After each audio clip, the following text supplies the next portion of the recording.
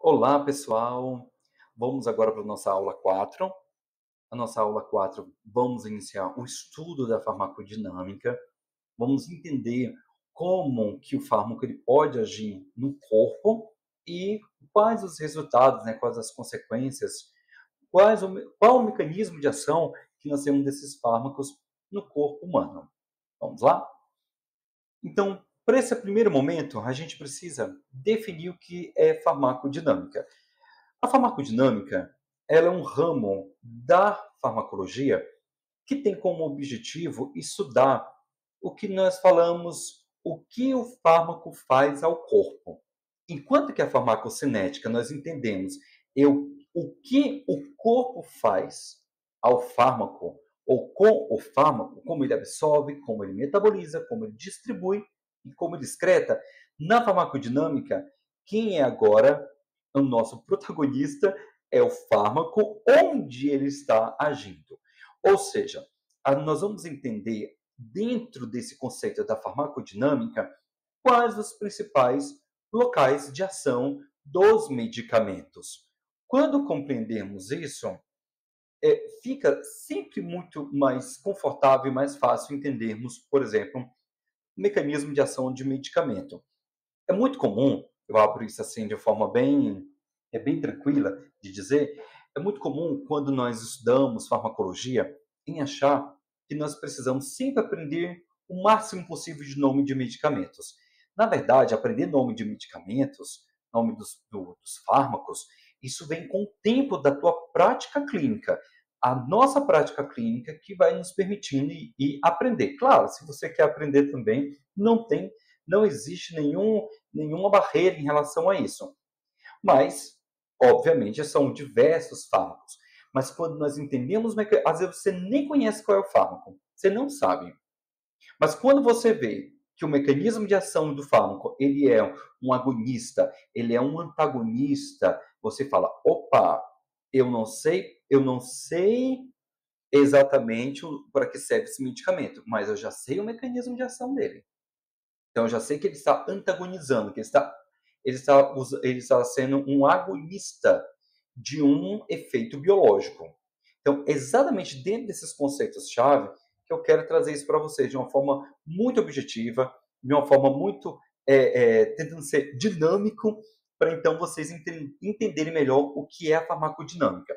Então, a farmacodinâmica, ela traz conceitos como curva de deslocamento do fármaco, o local de ação, se eu tenho, principalmente, identificar se é um agonista, se é um antagonista. Você sabendo desses conceitos, ou seja, o sítio de ação do medicamento, como ele age, sempre fica mais fácil termos ali formas de lidar com a terapêutica do paciente. E também entendemos melhor como que acontecem os efeitos adversos de medicação, como acontecem interações medicamentosas. É importante pontuarmos isso também. Mas falando de locais de ação, o primeiro, né, um dos locais que eu quero pontuar para vocês, por quê? Receptor. Receptor, nós sabemos que os receptores de membrana em estruturas biológicas, eles poderão ser receptores de ancoragem, né? Uma parte desse receptor ele está no meio externo, uma parte no meio interno, mas eu também tenho os receptores transmembrana, que é um receptor. Geralmente os receptores eles têm alguns formatos em hélice, em Y, são formatos tridimensionais, como eu vou mostrar logo numa imagem para vocês. A grande questão é que nós temos que entender que o receptor ele apresenta um local onde o fármaco ele precisa fazer a sua ação em si. Então, quando eu já penso nessa possibilidade, o que nós temos que entender dentro da farmacodinâmica? Que o fármaco, ao fazer a ligação no seu receptor, esse fármaco ele não entra no meio intracelular. Esse fármaco ele faz ação ainda no meio extracelular, porque é lá onde eu tenho a porção maior de ligação do nosso fármaco. Tudo bem? Então, quando o fármaco faz a ligação numa estrutura específica, numa área específica do receptor, o fato dele ser um receptor transmembrana, ele então deflagra uma resposta. Aquele local que está ligado vai ser estimulado E a estrutura que é transmembrana desse receptor, então começa a estimular a parte interna da célula. Que aí pode ser diverso, dependendo do mecanismo de ação, pode ser várias respostas que pode acontecer. Pode ser estímulo para a síntese de uma proteína, pode ser o bloqueio de uma proteína. Então depende muito da característica desse medicamento, se é um agonista, se é um antagonista. Mas guarde isso. Um exemplo muito bacana que eu gosto de dar é o próprio exemplo da insulina, né, pelo receptor de tirosina quinase. Nós já falamos um pouquinho dele em um outro momento. É um receptor transmembrana que identifica a insulina. Ele, então, estimula a abertura de um canal, né, de uma proteína transportadora, que irá, então, trazer a insulina para o meio intracelular. E o interessante é que hormônios, neurotransmissores, são as moléculas biológicas que apresentam a maior atividade em receptores. Então, vamos lá. Se é hormônio, se é neurotransmissor, também tem os quimioterápicos, enfim. Se eu já estou dizendo para você que ele age em receptores nessas moléculas biológicas, então os fármacos que são utilizados para controlar uma patologia ou, né, reverter um quadro patológico, uma deficiência hormonal, significa que o medicamento também está agindo a nível de receptores. Tudo bem? Nessa imagem, eu mostro para vocês. Aí, vocês olharem com calma, na parte superior está em inglês, mas a gente consegue entender pelos cognatos, né? Então, eu tenho um receptor, eu tenho uma molécula, um hormônio, que pode ser muito bem um hormônio que nós produzimos, porque nós temos os receptores de hormônio no nosso corpo, obviamente. Então, ele tem um receptor e uma molécula endógena, ou seja, um receptor com característica proteica, porque né, ou de característica oligolipídica, oligopeptídica. Então, ali eu tenho uma molécula, um hormônio que nós produzimos. Vou dar um exemplo. Só que, se o paciente ele entra numa deficiência hormonal, significa que aquele hormônio que está sendo introduzido no paciente vai estimular esses receptores, a estimular o meio interno da célula, a produzir uma proteína, a produzir aminoácido. Mas também pode acontecer de um paciente apresentar um excesso de atividade desse hormônio. Como, por exemplo, um aumento do TSH, por exemplo, né, do hormônio, o tireoestimulante. Então, o paciente sofre a mulher sofre um processo de hipertireoidismo. Então, o medicamento que vai ser usado, ele vai bloquear esses receptores do TSH, diminuindo, assim, a produção do hormônio, possibilitando trazer os valores normais desse hormônio para o paciente em si, que pode ser homem ou mulher. Tudo bem? Então, guardando já esse raciocínio, que logo depois, né, um pouquinho mais à frente, nós vamos ter outras moléculas para falar sobre, então fica bem mais fácil também compreender esse assunto. Mais uma vez, aqui eu já tenho uma representação de um receptor de tirosina quinase, lembrando que existem vários outros subtipos de receptores de tirosina quinase, receptores de proteína G acoplado, que aí já tem segundo mensageiro. Então, todos esses receptores, eles vão receber uma molécula endógena, que o meu corpo produz, nosso corpo produz, ou uma molécula exógena, ou seja, uma molécula que pode ser introduzida. Nesse caso, um medicamento. Então, o fármaco ele vai agir nesse receptor, ou agindo como um agonismo, ou como um antagonismo. Claro que a gente vai chegar lá com um pouquinho de calma para a gente entender melhor isso. Tem as enzimas. Nós sabemos que toda enzima é uma proteína, mas nem toda proteína é uma enzima, como nós aprendemos na bioquímica. Mas as enzimas também apresentam, são moléculas importantes, são moléculas catalisadoras de ações biológicas. Consequentemente, o que a gente entende? Que se eu tenho uma enzima que está sendo bloqueada, eu quero diminuir uma ação catalítica de uma via bioquímica. Ok? Então, o bloqueio de uma enzima é para diminuir a reação catalisadora de uma enzima. Então, por exemplo, a ECA, enzima conversora de angiotensina, é uma enzima importante para converter angiotensina 1 e angiotensina 2, que é um potente vasoconstritor. Em um paciente com hipertensão, eu quero bloquear a atividade dessa enzima.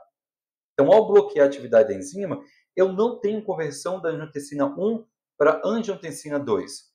E como consequência disso, o paciente ele começa a ter uma melhora na sua pressão arterial.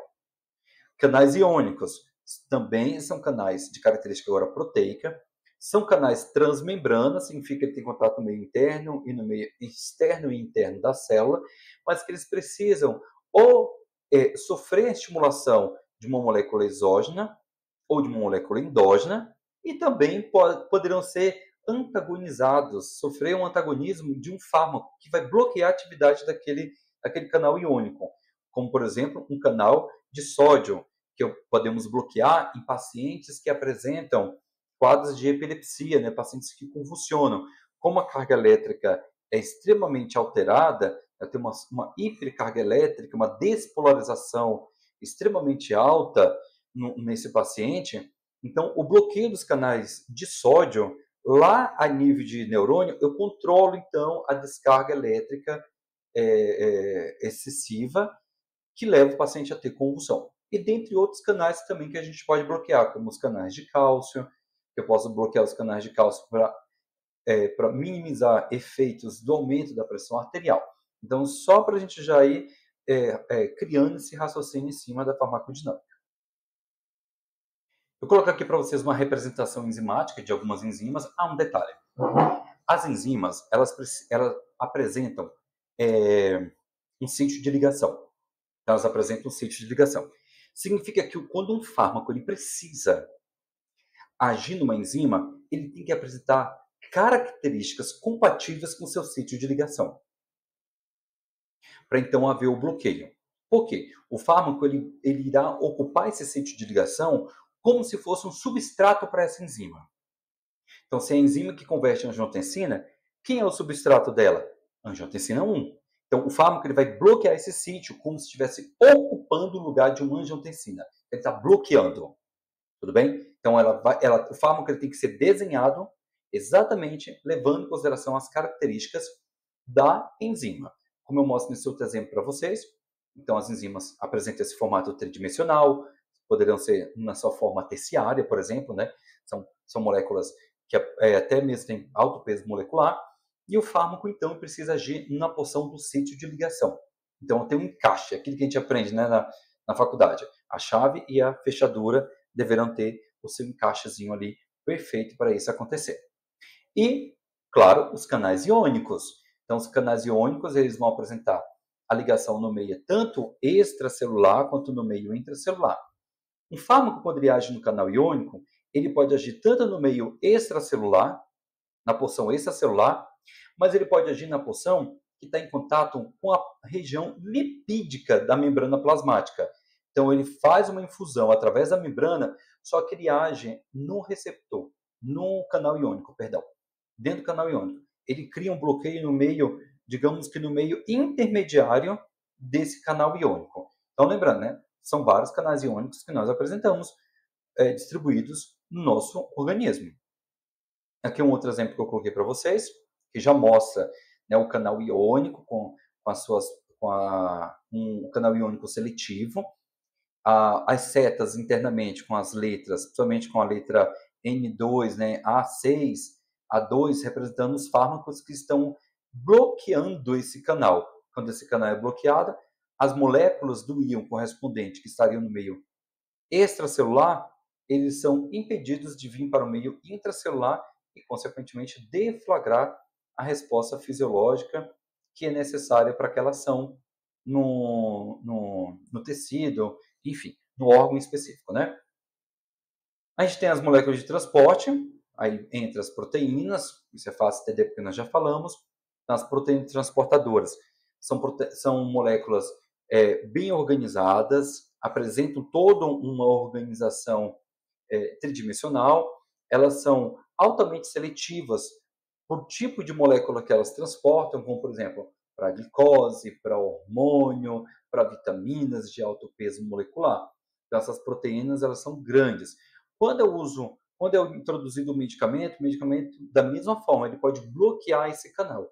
Ele pode bloquear essa proteína transportadora.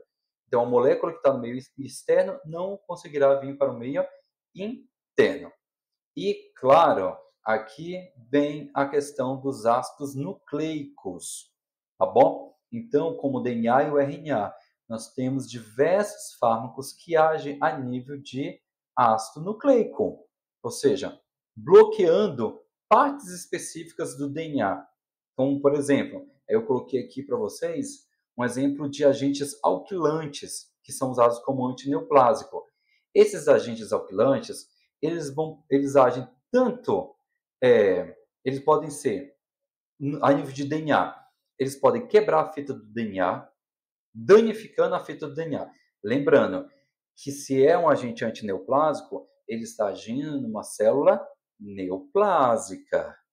Então, o dano ao DNA está acontecendo numa célula neoplásica. Pode fazer formações cruzadas com a fita do DNA entre si. Isso vai comprometer diretamente o processo de transcrição para uma proteína correta. Então, eu estou impedindo que a célula fique gerando proteínas erradas. Pode fazer também pareamento de bases nucleotídeas erradas. Então, a inserção do grupo alquilante, ele tem como alterar as bases nitrogenadas do DNA. Quando leva essa alteração das bases nitrogenadas, um detalhe, né, só para te lembrar. Então, quando eu falo de bases nitrogenadas, eu sei que eu tenho os nucleotídeos que precisam encaixar perfeitamente, né? Então, eu tenho adenina, com timina, uracila, com guanina. Quando eu falo paramento incorreto, significa que esse grupo alquilante ele vai ocupar uma dessas bases nitrogenadas. Então, por exemplo, ele ocupa uma adenina. A adenina ela combina com a timina, só que quem está ocupando o lugar da adenina é um agente alquilante. Então, não acontece o encaixe correto. Quando não acontece o encaixe correto, aquela região daquela trinca que formou o códon para gerar um aminoácido não é gerado. Então, geneticamente falando, é essa ação que eu posso ter a nível do DNA, porque também é um alvo importante. Coloquei para vocês dois exemplos importantes de alguns agentes alquilantes. Nós vamos ter a oportunidade de ter uma aula que eu vou explorar muito mais sobre esses agentes, tá bom?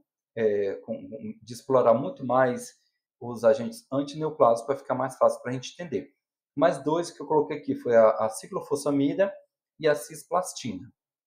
Tem a forma molecular, esses dois fármacos, aqui farmacêutico, né? Sempre lembrando aí da química farmacêutica.